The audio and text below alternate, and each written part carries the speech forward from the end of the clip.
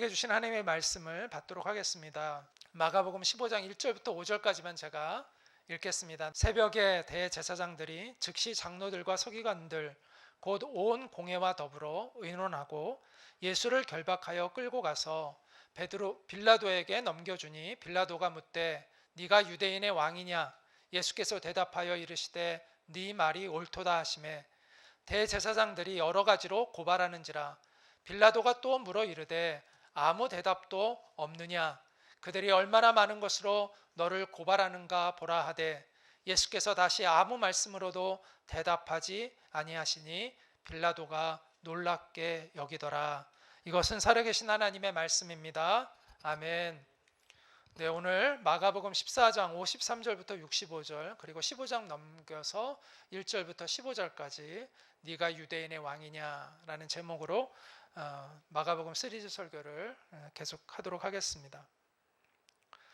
여러분, 사법살인이라는 말을 아시나요? 이 사법살인이라는 것은 죄 없는 사람을 재판에 넘겨서 누명을 씌워서 죽이는 것을 사법살인이라고 합니다. 합법적이죠. 겉으로는 매우 합법적이죠. 그래서 과거에 역사적으로 권력자들이 자신들의 정적들을 합법적으로 제거하는 일에 이 사법살인을 많이 자행해 왔습니다. 그 영국과 프랑스 간의 그 100년 전쟁에서 프랑스의 영웅이었던 잔다르크, 여러분 다 잘 아시죠? 잔다르크도 이 사법살인의 희생자였습니다.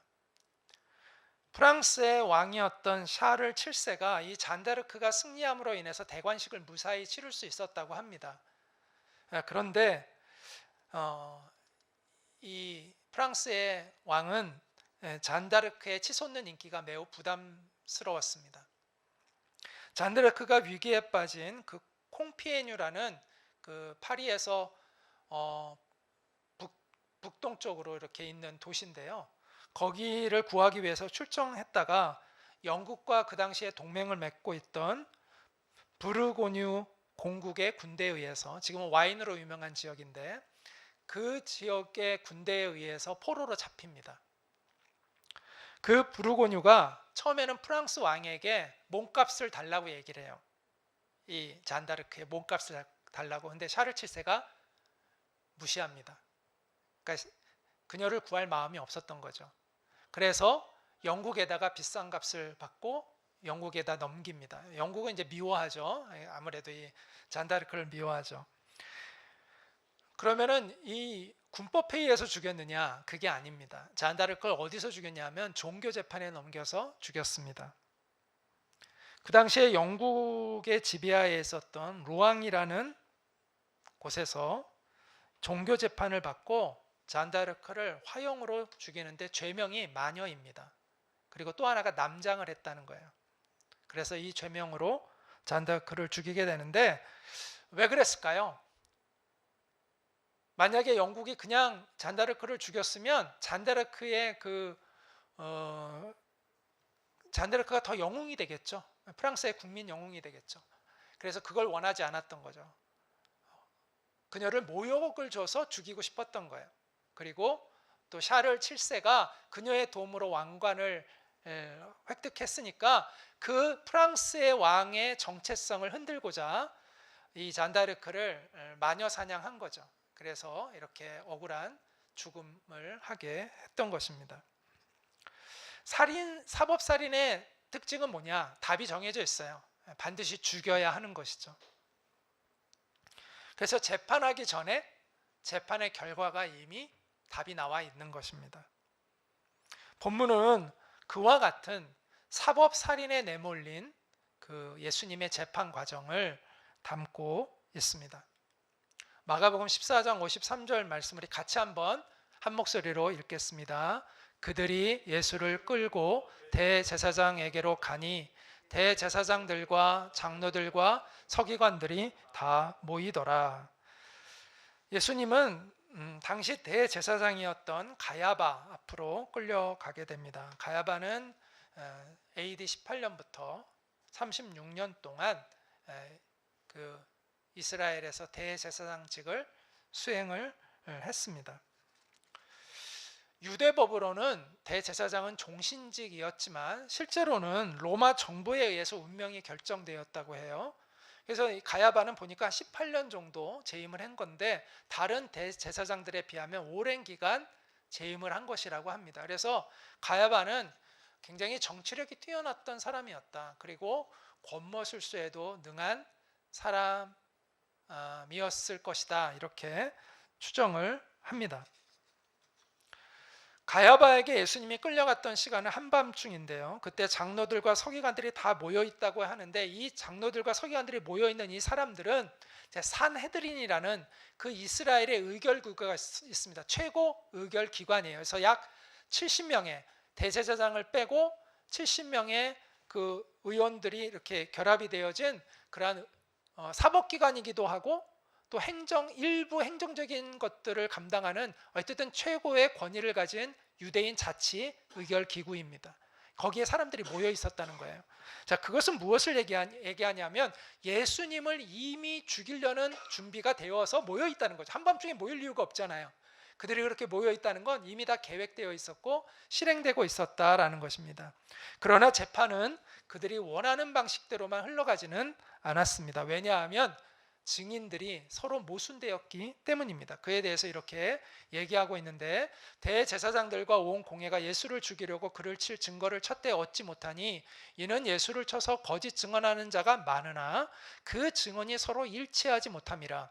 어떤 사람들이 일어나 예수를 쳐서 거짓 증언하여 이르되 우리가 그의 말을 들으니 손으로 지은 이 성전을 내가 헐고 손으로 짓지 아니한 다른 성전을 사흘 동안에 지으리라 하더라 하되 그 증언도 서로 일치하지 않더라. 이렇게 말씀하고 있습니다. 자, 성전을 파괴하겠다고 예수님이 말하는 걸 들었다라고 하는 증인들이 있었습니다. 그 당시에 성전을 파괴한다는 건 어마어마한 거죠. 그래서 예수님을 이렇게 모함을 했는데 실제로 예수님이 하신 말씀은 이거죠. 너희가 이 성전을 헐라 내가 사흘 동안에 일으키리라 하신 말씀이 있어요. 요한복음에 보면. 그래서 누가 성전을 허는 거예요. 예수님 내가 성전을 헐겠다고 한 것이 아니라 너희가 성전을 헐라. 그러면 내가 사흘 동안에 일으키리라. 물론 이 사흘 동안에 일으킨다는 건 예수님의 부활을 암시하고 있는 말씀인데 뭐 그런 것들은 사람들은 잘 모르겠죠. 어쨌든 예수님이 성전을 헐겠다고 한 게 아닌데 그들은 예수님이 성전을 헐겠다라고 했다고 모함을 합니다. 그런데 그것도 거짓말도 서로 간에 이제 거짓말로 꾸며내는 거다 보니까 디테일한 부분에서 일치되는 게 거의 없었어요. 그래서 굉장히 곤란한 상황이 된 거죠. 그러니까 대제사장의 입장에서는 속이 타겠죠. 좀 딱딱 좀 잘 맞춰서 지금 이게 일이 빨리빨리 진행이 돼야 되는데 지금 서로 모순되고 있으니까 답답한 거예요. 그래서 보다 못한 제사장이 직접 나섭니다. 이렇게 대제사장이 가운데 일어서서 예수께 물어 이르되 너는 아무 대답도 없느냐? 이 사람들이 너를 치는 증거가 어떠하냐 하되 예수님이 침묵하고 아무 대답도 아니하시거늘 대제사장이 다시 묻습니다. 네가 찬송받을 이의 아들 그리스도느냐? 네가 하나님의 아들 그리스도냐? 예수께서 이르시되 내가 그니라. 인자가 권능자의 우편에 앉은 것과 하늘 구름을 타고 오는 것을 너희가 보리라. 예수님이 이렇게 대답을 하셨습니다. 자, 예수님이 침묵을 하니까 교활한 대제사장이 여기 본문에는 지금 나와 있지 않지만 네가 찬송받을 이의 아들 그리스도냐라고 묻기 전에 마태복음을 보면 앞에 이런 말을 덧붙입니다. 내가 너로 살아계신 하나님께 맹세하게 하노니. 하나님 앞에서 맹세를 시키면서 답을 요구를 해요. 그러니까 예수님을 압박하는 거죠. 진실을 이야기하도록 압박하는 건데 예수님께서 그때 내가 바로 그다. 내가 바로 메시아다. 내가 바로 찬송받을 이의 아들 그리스도다. 그러면서 인자가 권능자의 우편에 앉은 것과 하늘 구름을 타고 오는 것을 너희가 보리라. 이 권능자의 우편에 앉은 것과 이거는 시편에 나오는 메시아의 예언이고요.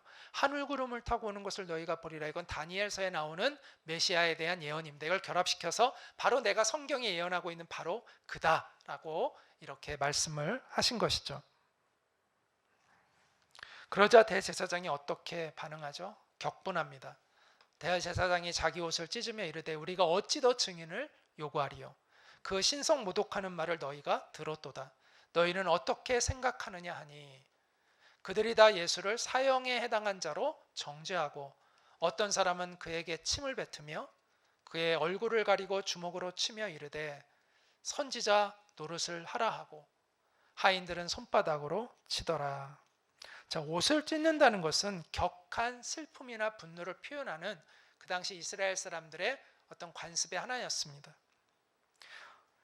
대제사장은 이제 분노를 표현하는 거죠. 그러면서 우리가 예수를 죽이는데 무슨 다른 증언이 더 필요하겠느냐라고 하면서 예수님을 신성모독죄로 단정을 하고 죽음에 해당한다라고 선언을 합니다. 그리고 어떤 이들은 예수님에게 심한 모욕감을 주죠. 그래서 예수님의 얼굴에 침을 뱉기도 하고 예수님의 눈을 가리고 때리고 나서 선지자 노릇했다라고 하는데 선지자 노릇했다는 건 네가 선지자라면 한번 맞춰봐라. 때린 사람이 누군지 맞춰봐라. 이런 식으로 예수님을 조롱하면서 예수님을 폭행했던 것이죠. 그리고 유대인들은 이제 예수님을 사형에 해당하는 죄수로 판결을 하고 빌라도 앞으로 이송을 합니다. 새벽에 대제사장들이 즉시 장로들과 서기관들 곧 온 공회와 더불어 의논하고 예수를 결박하여 끌고 가서 빌라도에게 넘겨주니 이렇게 이제 말씀하고 있습니다. 그 당시에 유대인들이 사형은 집행할 수가 없었어요. 마음대로. 사형은 반드시 로마로부터 승인을 받아야만 되는 거예요. 그래서 빌라도에게 데리고 간 거예요. 로마 총독 빌라도는 그 당시에 그 유대 땅, 팔레스틴 땅을 다스리고 있던 로마로부터 임명된 총독이었습니다. 그래서 AD 26년부터 36년까지 그 땅을 다스렸는데 원래 이 총독이 있는 곳은 가이사랴라는 곳입니다. 지중해 해안에 있는 가이사랴라는 곳인데 6월절 기간에는 예루살렘에 많이 와 있었습니다. 왜냐하면 이제 명절이 되니까 유대 땅이 이제 막 혼란스러울 수도 있고 치안이 불안하니까 혹시 모를 사태를 대비하기 위해서 이제 예루살렘에 와 있는 거예요. 그 빌라도에게 예수님을 이제 빌라도 법정에 이들이 세운 것입니다. 유대인의 역사가들의 기록에 의하면 빌라도는 인기가 없는 총독이었다고 합니다. 유대인들과 별로 관계가 안 좋은 그러한 총독이었습니다.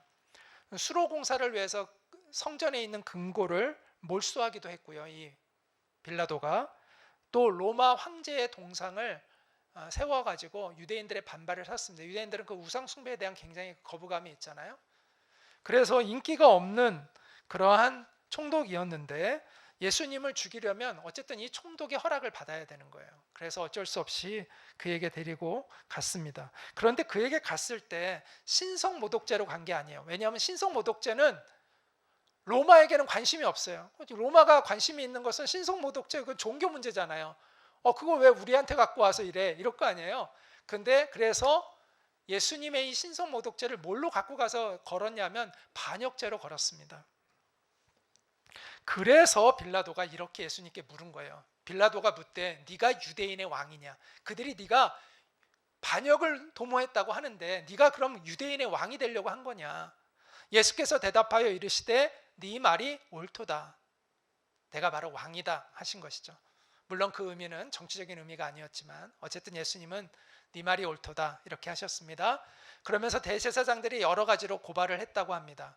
그러니까 빌라도가 또 물어서 예수님에게 왜 아무 대답도 안 하느냐? 그들이 얼마나 많은 것으로 너를 고발하는가 보라. 예수님께서 다시 침묵으로 아무것도 대답하시지 않으시니 빌라도가 놀랍게, 여기서는 이상하게 여겼다 이런 뜻입니다. 희한하게 여겼다라는 것입니다.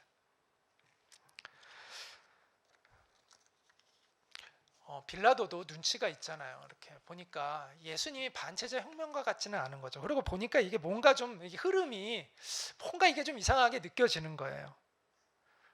그래서 대제사장들은 여기서 대제사장들이라고 하니까 가야바 말고 또 다른 대제사장이 있어? 그게 아니라 산헤드린 안에 이전에 있던 그 전직 대제사장들까지 포함해서 지금 대제사장들이라고 이제 표현을 하고 있는 겁니다.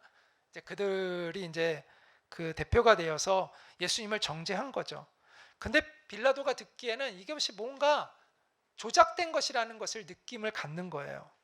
그래서 예수님께 왜 이들이 너를 이렇게 공격하는데 왜 너는 아무 말도 안 하냐? 변호 좀 해봐라. 이렇게 얘기를 했는데 예수님이 아무 말씀도 안 하시니까 빌라도가 이상하게 희한하다라고 여겼다라는 것입니다. 빌라도는 이게 보니까 예수님이 모함을 받는 게 느껴지고 자신이 굳이 이 일에 개입하고 싶지 않았던 거예요. 빌라도는 예수님을 죽이는 일이 찝찝했어요. 그런 중에 예수님을 살릴 기회가 왔는데 그게 뭐냐면 죄수 중에 한 명을 풀어주는 유대인의 그 명절에 어떤 그 관례가 있었어요. 마침 유대인들이 한 명을 풀어주자고 이제 한 거예요. 그런데 그래서 빌라도는 이 예수를 풀어주자라고 했는데 사람들이 그 말을 듣지 않고 다른 사람을 풀어달라고 하죠. 그게 이제 6절부터 15절입니다. 명절이 되면 백성들이 요구하는 대로 죄수 한 사람을 놓아주는 전례가 있더니 밀란을 꾸미고 그 밀란 중에 살인하고 체포된 자 중에 바라바라 하는 자가 있는지라. 여기서 밀란이라는 것을 봤을 때 바라바는 혁명가일 가능성이 높습니다. 단순한 폭도가 아니라 이스라엘의 입장에서는 어떻게 보면 독립운동가일 수도 있는 거예요. 명확하게 나오진 않지만 어쨌든 무리가 전례대로 하여 주기를 요구한데 빌라도가 대답하여 이르되 너희는 내가 유대인의 왕을 너희에게 놓아주기를 원하느냐 하니 빌라도는 내심 이 예수님을 풀어주고 싶었어요. 이는 그가 대제사장들이 시기로 예수를 넘겨준 줄 알미러라 이렇게 얘기하죠. 그러나 대제사장들이 무리를 충동하여 도리어 바라바를 놓아달라 하게 하니 빌라도가 대답하여 이르되 그러면 너희가 유대인의 왕이라 하는 일을 내가 어떻게 하랴. 그들이 다시 소리 지르되 그를 십자가에 못 박게 하소서. 그러자 빌라도가 다시 이렇게 얘기합니다. 어찌미냐 무슨 악한 일을 그가 하였느냐. 그러니까 군중들이 더욱 소리질러 십자가에 못 박게 하소서 하는지라. 빌라도가 무리에게 만족을 주고자 하여 바라바는 놓아주고 예수는 채찍질하고 십자가에 못 박히게 넘겨주니라. 이렇게 말씀을 하고 있습니다. 빌라도가 나름 애를 씁니다. 빌라도가 애를 쓴 이유는요. 빌라도라는 위인이요. 사실 남의 사정을 그렇게 생각하는 위인이 아닙니다.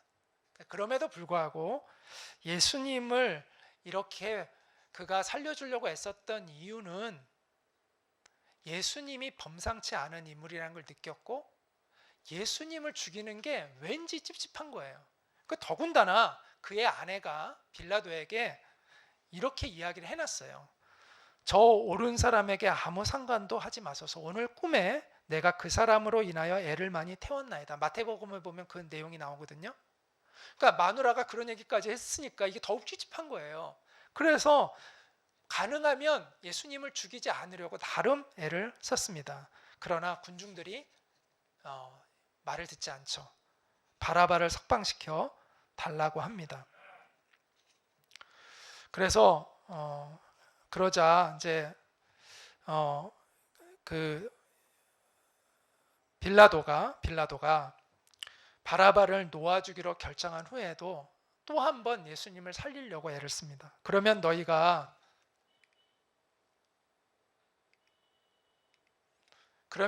유대인의 왕이라 하는 일을 내가 어떻게 하랴 이렇게 얘기합니다. 여기서 재미있는 것은 빌라도가 유대인의 왕이라는 말을 계속하고 있다는 거예요. 본문 9절에서도 보면 15장 9절에서도 보면 너희는 내가 유대인의 왕을 너희에게 놓아주기를 원하느냐. 그런데 12절에서도 그러면 너희가 유대인의 왕이라 하는 일을 내가 어떻게 하래. 계속해서 유대인의 왕이라는 말을 반복해서 사용하고 있어요. 왜 그랬을까요? 이게 예수님을 조롱하는 것일까요? 대제사장들과 그들을 조롱하는 것일까요? 대제사장들과 그들을 조롱하는 겁니다. 대제사장들은 이 사람이 유대인의 왕이 되려고 한다고 고소를 한 거예요. 그러니까 그들은 이 사람이 유대인의 왕이 된 걸 자기들은 원하지 않아서 너에게 넘겼다고 얘기한 거죠. 그런데 빌라도는 이제 그 대제사장들이 싫은 거예요. 그래가지고 일부러 그들이 듣기 싫어하는 말을 반복해서 하고 있는 거예요. 이 유대인의 왕을 내가 어떻게 하면 좋겠냐. 이렇게 이야기하고 있는 것입니다. 이야기를 계속 들으면서 그 대제사장들과 그 고소하는 사람들이 마음이 좀 불편하겠죠. 근데 무리들은 계속 십자가에 못 박게 하소서라고 얘기합니다. 그러니까 또 이렇게 합니다. 어찌미냐? 이 사람이 무슨 일을 했다고 너희가 그러느냐? 그랬더니 또 십자가에 못 박게 하소서, 이렇게 사람들이 외쳤습니다. 누가복음 23장 22절을 보면 빌라도가 3번이나 이스라엘 백성들을 예수님을 살려주기 위해 애썼다고 기록이 되어 있습니다. 아마 빌라도의 평생에 이처럼 누구를 살리기 위해 가지고 자기가 모르는 사람을 살리기 위해서 이렇게 애를 쓴 적은 아마 없었을 것입니다. 하지만 결국 그는 예수님을 넘기게 됩니다. 왜 그랬을까요? 혹시 소요가 일어나는 것을 두려워했기 때문입니다. 그럼 나중에 자기가 치안에 책임을 져야 되는 사람이잖아요. 그래서 결국은 예수님을 십자가의 사형에 처하도록 판결을 합니다. 자, 예수님을 죽이는 일에 앞장서고 동조한 이들이 오늘 본문에 보면 나옵니다. 세 사람들이 나오는데, 종류의 사람들이 나오는데요. 종교 지도자들의 사악한 선동, 그리고 무분별한 무리들의 군중 심리, 그리고 빌라도의 비겁한 묵인 속에서 예수님은 십자가에 죽으셔야 했던 것이죠. 자, 종교 지도자들의 사악함에 대해서 잠깐 좀 생각해 보고자 하는데요. 자, 율법은 살인을 금하죠. 거짓 재판도 금하는 일이죠. 그런데 그들은 지금 살인도 거짓 재판도 마다하지 않고 있습니다. 누가요? 종교 지도자들이. 율법을 지켜야 하는 그들이 율법을 어기고 불법한 거짓된 재판을 하고 무고한 사람을 살인으로 죽이고 있는 것을 우리는 보게 됩니다. 잠언 28장 9절은 사람이 귀를 돌려 율법을 듣지 아니하면 그의 기도도 가증하니라, 이렇게 말씀했습니다. 제가 전에도 얘기했지만 율법이라는 이 말은 성경에서 긍정적으로 쓰일 때가 있고 부정적으로 쓰일 때가 있어요. 자, 긍정적으로 쓰일 때는 뭐라고요? 하나님의 말씀을 의미합니다. 여기서는 하나님의 말씀, 긍정적인 의미로 쓰이고요. 자, 부정적으로 쓰일 때는 어떤 종교적인 가식행위를 이야기를 하는 겁니다. 근데 여기서는 긍정적으로 쓰인 거죠. 사람이 귀를 돌려 하나님의 말씀을 듣지 않으면, 그 말씀에 순종하지 않으면 그가 하는 기도는 뭐하다고요? 가증하다라고 이렇게 말씀하고 있습니다. 제사장들은 기도를 열심히 했습니다. 그런데 그들의 기도는 하나님 앞에 가증하다는 것이죠. 여러분, 종교적인 열심이요, 하나님 앞에 가증할 수 있습니다. 심지어 기도조차도 가증한 것이 될 수 있습니다. 우리가 기도에 힘써야 된다는 말을 많이 들어요. 그러나 가증한 기도가 된다면 그것이 무슨 의미가 있겠습니까? 우리가 우리의 기도가 하나님이 받으시는 기도가 되려면 우리의 태도는 하나님의 말씀에 순종하는 태도를 가져야 한다는 것입니다. 많은 사람들이 기도를 할 때 기도가 응답될 것을 확신하는 마음을 갖는 게 중요하다고 얘기합니다. 아니요, 그것보다 훨씬 더 중요한 것은 하나님의 말씀에 순종하는 태도를 갖는 것입니다. 기도의 기초는요, 자기 확신이 아니에요. 내가 기도했으니까 하나님이 내 기도를 들어주실 거야 라는 자기 확신이 기도의 기초가 되는 것이 아닙니다. 진정한 기도의 기초는 하나님의 말씀에 순종하려는 내 마음가짐과 태도가 온전한 기도의 기초가 되는 거예요. 그 마음 없이 하나님이 내 기도를 들어주실 거야 라는 건 자기 확신에 불과한 것이죠. 자칫하면 가증스러운 기도가 되는 것입니다. 성경적인 믿음은요, 자기 확신을 의미하는 게 아닙니다. 성경적인 믿음은 하나님의 말씀에 순종하려는 마음가짐과 태도를 의미하는 것입니다. 그럴 때, 우리가 그런 사람이 대해서 기도할 때 우리의 기도가 가증스럽지 않은 하나님이 받으시는 기도가 되고, 그 기도가 우리의 인생을 바르게 세워주는 거예요. 자, 또 하나 문제는 무리들의 무분별함인데요. 이 무리들은 종교 지도자들의 의도한 대로 군중 심리에 이끌려 가지고 예수님을 죽이는 군중 범죄를 저지르게 됩니다. 옛날에 독일이 히틀러 때 그 히틀러에 의해서 많은 사람들이 그 군중 심리에 이끌려서 군중 범죄를 저질렀잖아요. 지금 이스라엘 백성들이 지금 예수님을 십자가에 죽이는 일에 지금 이와 같이 동조하고 있는 것이죠. 군중 심리라는 것은 군중 속에서 개인들이 지적인 태도나 도덕적인 개념을 잊어버리고 감정적이고 충동적으로 행동하게 되는 심리를 의미합니다. 사람은요, 다수의 의견과 자기 의견이 일치하지 않으면 불안함을 갖는데요. 그래서 가능하면 다수의 의견에 자기의 의견을 맞추려고 하는 성향이 있다고 합니다. 이와 같은 군중 심리의 위험성은요, 교회 안에서도 존재합니다. 하나님의 말씀이 교회 안에 기준이 되지 못하고 어떤 특정인의 선동이 교회의 어떤 의사결정의 그 근거들이 되는 경우들이 많죠. 특정인의 의견, 그리고 다수가 거기에 동조해서 다수결에 의해서, 다수의 의견에 의해서 어떤 중요한 의사결정들이 이루어지는 경우들이 적지 않습니다. 왜 그럴까요? 그것은 하나님의 말씀으로 스스로 깊이 생각하는 훈련을 가지고 있는 그리스도인들이 많지 않기 때문입니다. 자, 그런 환경은 사악한 지도자들이 군중 심리를 이용해서 사람들을 조종하기 쉬운 환경이 되는 거죠. 이스라엘 백성들을 사악한 종교 지도자들이 조종했듯이 그런 환경이 되는 것입니다. 그러므로 우리가 세상에서 그리고 교회 안에서 군중 심리에 우리가 조종당하지 않는 삶을 살려면, 하나님의 말씀대로 살아가는 삶을 살려면 그 말씀에 기초한 세계관, 가치관, 인생관을 우리가 세우고 있어야 돼요.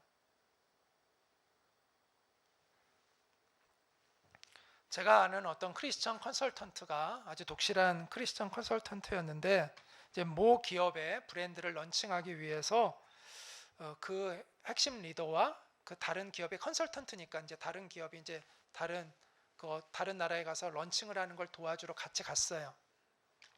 그런데 그 기업의 핵심 리더가, 그 나라는 이제 금품을 건네줘야 모든 게 되는 나라인 거예요. 그래서 금품을 건네주자고 제안을 한 거예요.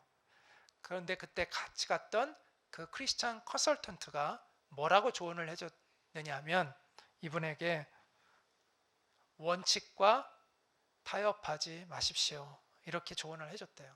원칙과 타협하지 마십시오. 다음날 아침에 그 회사에 이제 그 임원이 그 컨설턴트 회사의 사장에게 전화를 했습니다. 왜 전화를 했을까요? 항의하기 위해서 했을까요? 당신네 컨설턴트가 우리를 도와주러 온 건데 왜 이렇게 막 그런 소리를 하냐, 이렇게 항의하러 했을까요? 그게 아니라 그가 전화를 해서 그 대표에게 이렇게 이야기를 했다는 겁니다. 저는 어제 제 인생 최고의 컨설팅을 받았습니다. 저는 지금까지 그 누구로부터도 그와 같은 말을 들은 적이 없었습니다. 원칙과 타협하지 말라는 말이 제 마음에 계속해서 메아리 쳤습니다. 그리고 이상하게 자꾸 눈물이 나서 잠을 제대로 이룰 수 없었습니다.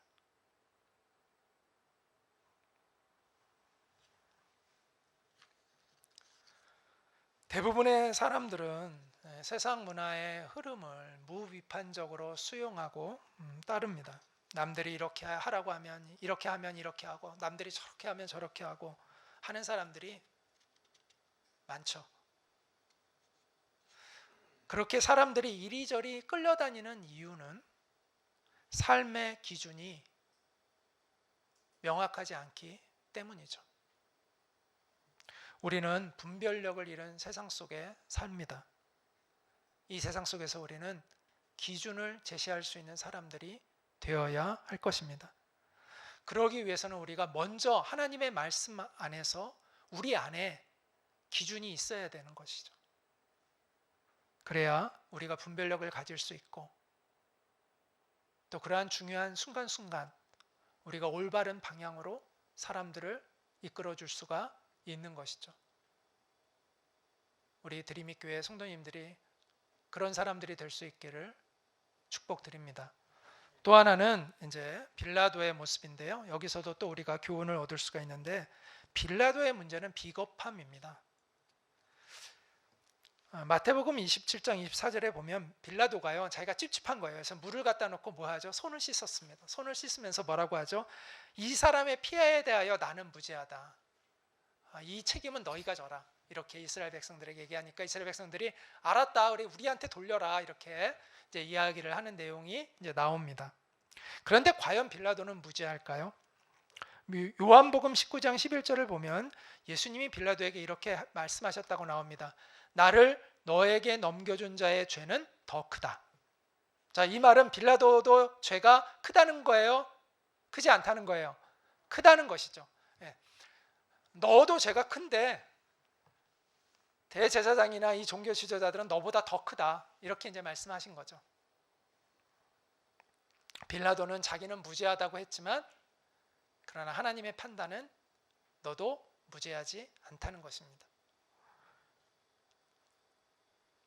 빌라도가 예수님을 살리기 위해서 애쓴 흔적은 분명히 있습니다. 하지만 결국 그는 다수의 의견에 따라 예수님을 넘겨주죠. 빌라도가 예수님을 죽이기로 하고 넘겨준 이유에 대해서 오늘 마가복음 15장 15절은 빌라도가 무리에게 만족을 주고자 하여 이렇게 그 이유를 명확하게 이야기하고 있습니다. 빌라도가 사람들에게 만족을 주고자 하여. 우리가 세상 속에서 참 갈등하고 고민하죠. 하나님 주신 양심이 있으니까. 그러나 우리가 얼마나 많이 고민하며 갈등했느냐가 중요한 게 아니라 결국은 우리가 무엇을 선택했느냐, 결국 우리가 무엇을 결정했느냐가 중요한 거죠.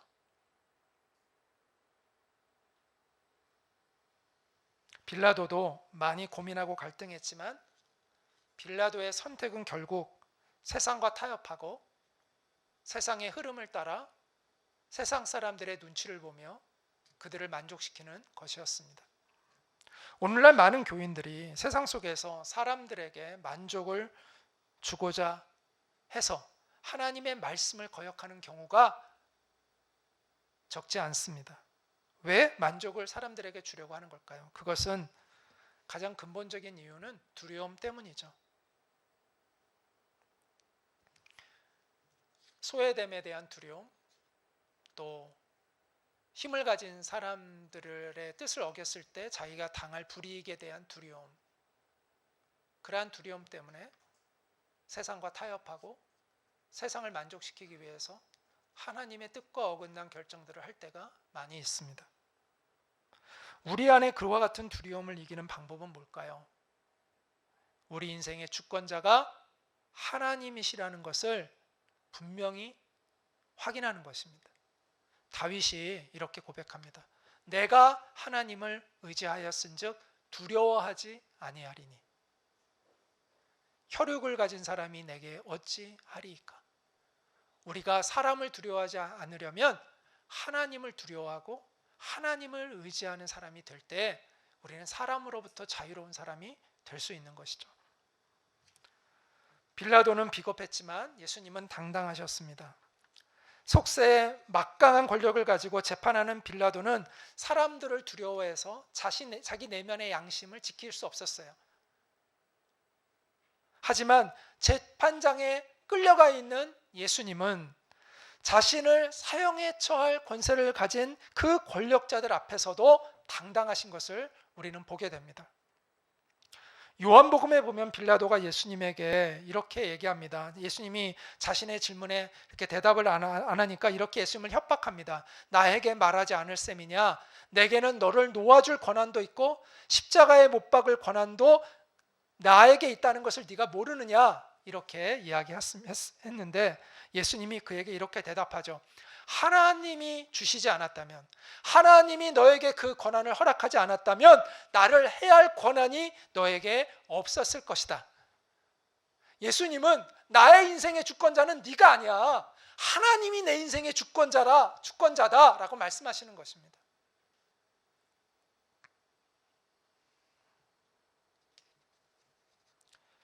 예수님이 이 세상의 모든 시험과 유혹을 이겨내고 하나님의 부르심에 응답하는 당당한 인생을 살 수 있었던 비결은 하나님이 내 인생의 주권자이시라는 그 믿음이 있었기 때문이었다는 것이죠.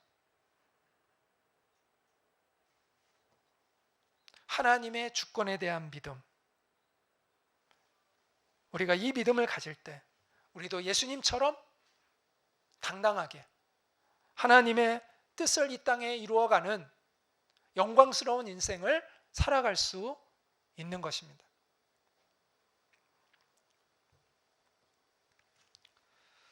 마지막으로 저는 여러분에게 오늘 이 말씀을 드리고 싶습니다. 십자가의 역사를 우리가 깨달았으면 좋겠습니다.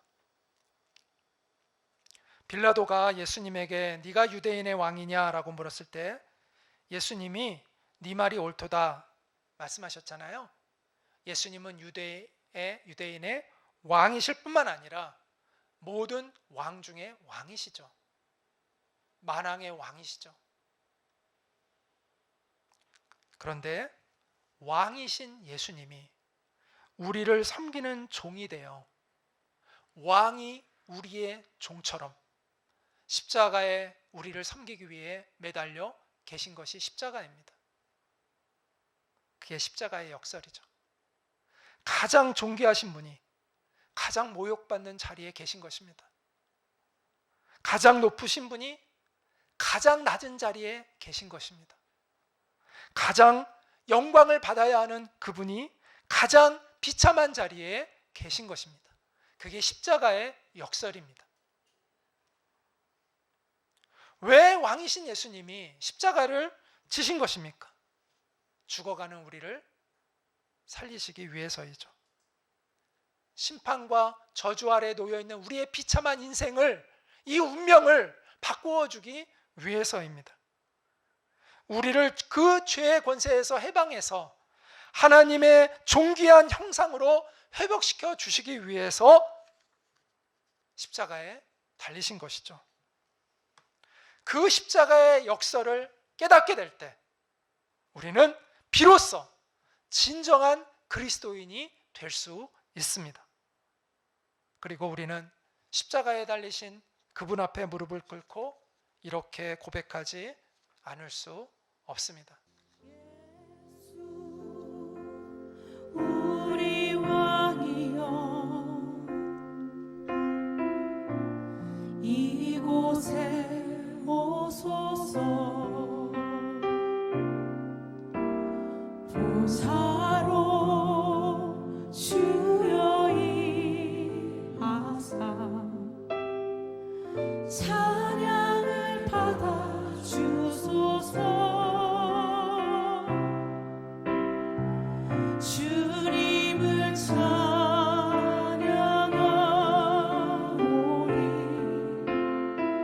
주님을 경배하오니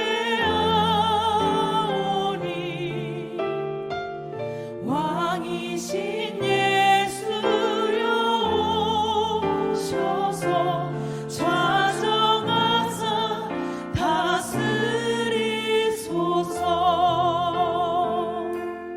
당신을 진실이 사랑하셔서 기꺼이 자신의 목숨을 내어놓으신 당신의 진정한 왕을 만나십시오.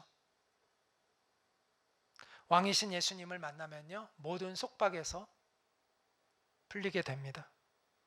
왕이신 예수님을 경배하면 우리가 다른 모든 두려움에서 우리는 자유롭게 됩니다. 왕이신 예수님의 다스리심을 받게 되면 우리는 더 이상 비겁하고 비루한 인생을 운명처럼 여기며 살지 않아도 됩니다. 우리의 양심의 소리를 따라서, 하나님이 주신 그 양심을 따라서 우리는 존귀한 인생을 용기 있게 선택하며 살아갈 수 있는 사람이 되는 것입니다. 여러분의 진정한 왕을 만나고 그분을 경배하십시오. 그분의 다스리심을 받는 그 인생이 되시기를 바랍니다.